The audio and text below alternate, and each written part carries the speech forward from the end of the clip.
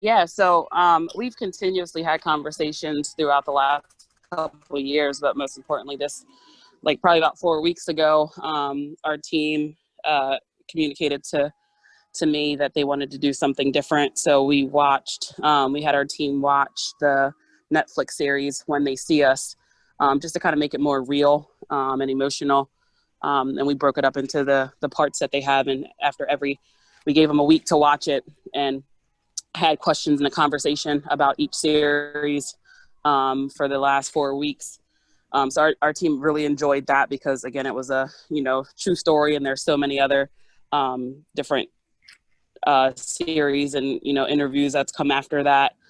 So they've done some research for the things after that, and I thought that was really impactful. Our team was really engaged, and just the different things that kind of have gone on in that just Netflix series in general gave our team a little bit more perspective. And it's just not, something that's educational.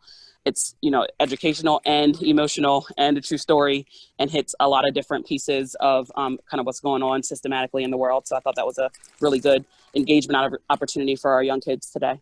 What really stinks about it is not being able to move forward with the program and not being able to move forward with our cultural Thursdays. I think I may have alluded to this the first time I was on the show, Matt, with Overtime, that, as a lacrosse program for 3 years, every Thursday, or just about every Thursday, we spend about 30 to 40 minutes as a team off the field, in a classroom, in the locker room, talking about issues, talking about whether it's sort of societal issues or talking about team issues, talking about pressure, talking about things that are going to make us open up and bond and make us tighter as a unit.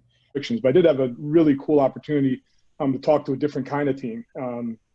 I was invited initially by Kyle Harrison and the folks at the PLL to address their team about my experiences as a Black lacrosse player and as a Black man, not just as a human being in the United States.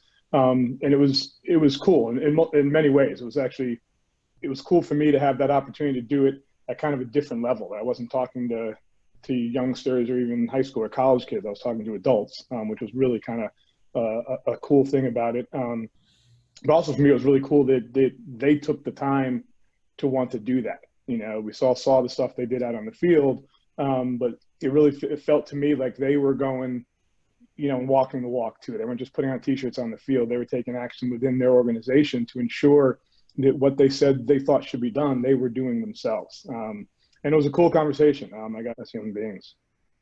I know we've had a big focus on, since we just had National Voter Registration Day, we had some girls ask, how do I do an absentee? How do I vote? And so it's my plan to kind of transcend the social issues / how I feel about the matter, even though it's not necessarily political, but I want to instill upon the girls on our team that it sort of is in my eyes, and I can't really BS it anymore. And so the best that I can do as a coach is give them the resources to either do an absentee or to vote here in Michigan, a swing state, and to just have them recognize that power of, what it means to vote, what it means to have the right to vote as a woman, since it took a long time, what it means to vote being a person of color myself, and kind of transcending that and explaining it to them, especially with RBG passing so recently. There's so much importance, and I think education that people need to know. Interesting. That what I kind of got from all three of you, which I think is interesting, is that the key is to make sure you're developing a locker room that when that great Black player does come along, they're going to feel welcome and want to be a part of it, right? That you're creating the culture where when you have a Black player, they're able to thrive in it and be a part of the team and feel welcome in that locker room. And whether there's a Black player in the locker room currently or not, you still need to create that culture where they would be welcome.